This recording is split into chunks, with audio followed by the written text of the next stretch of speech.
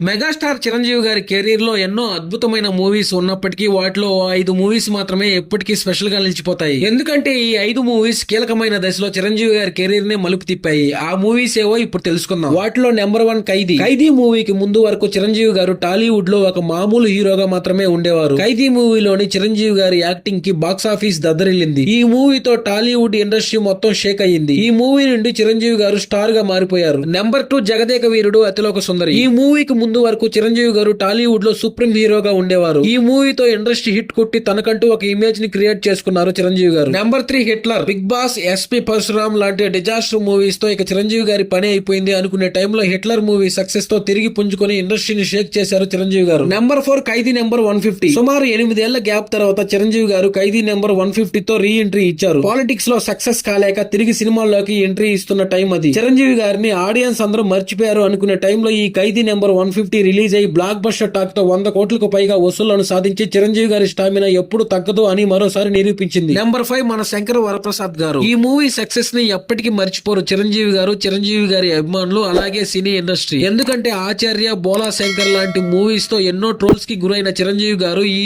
Movie success తో తిరిగి career లో ముందుకెళ్తున్నారు.